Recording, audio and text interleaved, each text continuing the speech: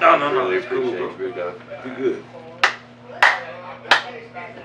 I'm here with an absolute living legend, Schuler King. Just had a fucking killer sold out weekend in this bitch, man. It was awesome, dude. One of the dude, you have some of the nicest audience members I've seen so far. It's been sick. Thank you. I appreciate you doing this for me. Oh no problem, bro. I appreciate you, man. For real. I do have good audience members too. And if you're nice enough to them, they'll do sexual favors for you. No, I'm playing. He got so many numbers while he was here. Not at all, brother. Hell no.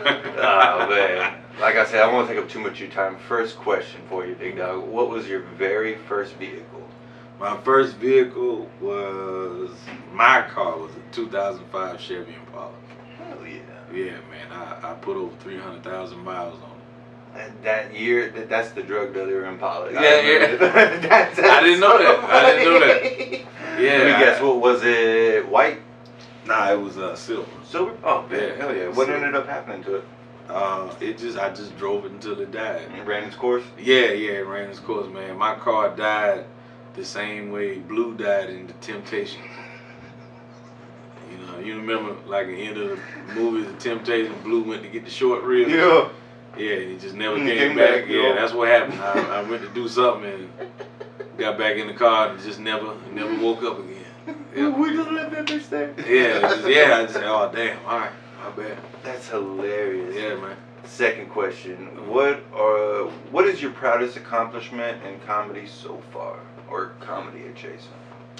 Believe it or not, it's not even an accomplishment. It's actually an experience.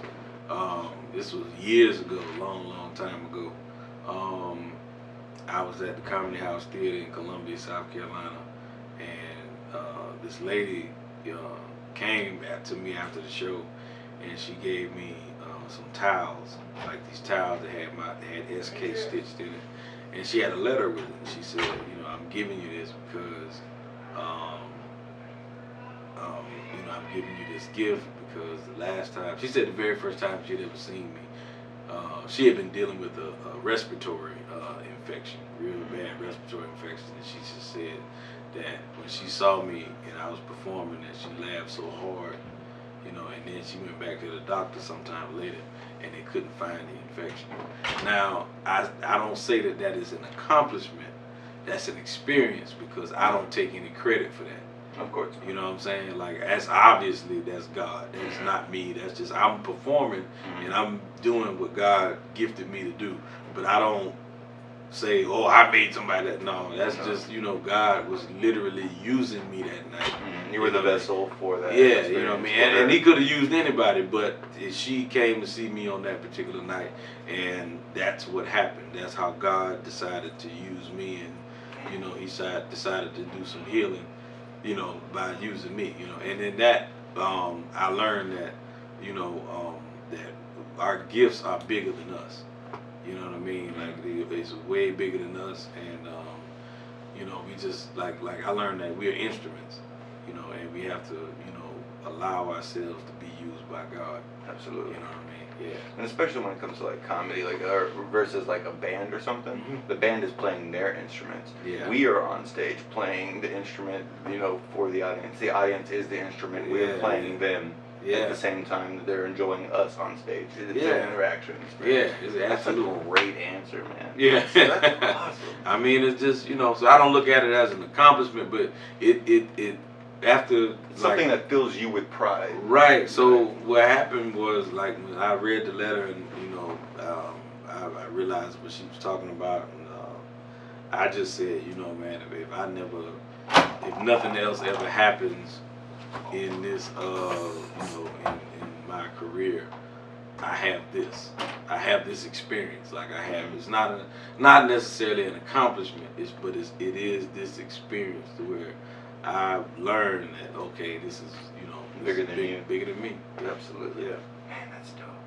And okay, so bonus third question. I always do two, but third, I want to ask you this because I read this online. You have your degree in mortuary sciences? Yes. Yeah, I do. That blew my mind. I was like, what the heck, man? Yeah. And then talking to your brother, I found out that you have a Family funeral. Family funeral. Yeah, man.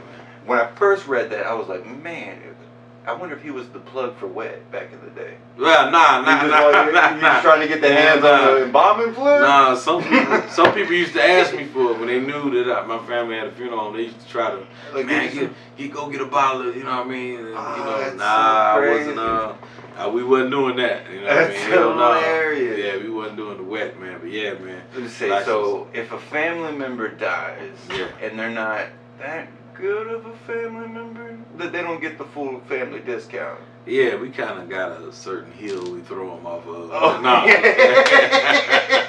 Nah. I'll cover the flowers, but the casket's all on you, man. I can't do know. nothing. That's the best price.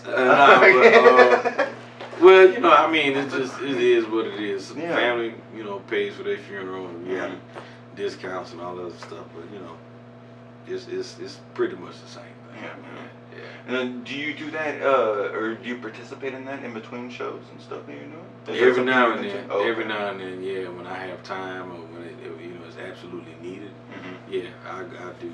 We were having a snowstorm one time. Not a snowstorm. It was just a bad storm, I think. And my mother couldn't even get in touch with the embalmer, so I said, "All right, Mama, I'll be down there."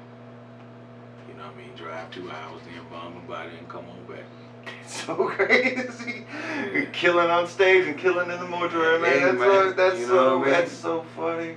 I'm not to like shed, you know, humor on a dark situation, but you know. No. I mean, well, I have a podcast called To Laugh at Death. I had no clue about that. My bad. Yeah. No, it's cool, man. You know what I mean? I mean, like, even in death, there's humor in certain situations. Yeah. You know what I mean? It's just certain things that, you know, are funny. You know, that just happen. You know what I mean? So, yeah.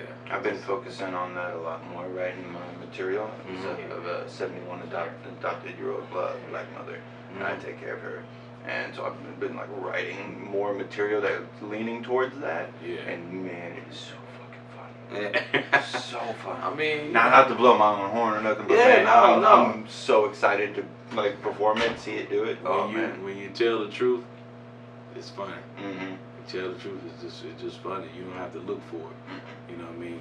That's why my advice anytime a comedian asks me for advice, I don't know. I always say that, you know, the worst thing you can do is try to be funny. Because they can sense that. Yeah, if this is what you're supposed to do, if you're funny, like me trying to be funny is like me trying to be black. Yeah. I'm black. I don't have to try to be. It's like me trying to not be white. We ain't getting nowhere far, man. Yeah, you know. It just is what it is. You know, all you have to do is just be. Yeah. And, you know, developing the skill, there's certain skills of comedy, but the other part is, the biggest part of it is, you know, learning how to be comfortable in your own skin and being you and knowing how to be you up there and knowing that you have it. It just, you have to know how to just let that gift run free at the right time. I struggle with that still sometimes. It comes in time. Get in my own head sometimes. Comes in time, man. That's it. Well, that has been Can I Get 5 Minutes with Mr. Shuler King. Thank you, bro. Thank you very much. I appreciate you. I appreciate you. Hope to see you down the road sometime. Absolutely. All right. Peace. Peace, motherfucker.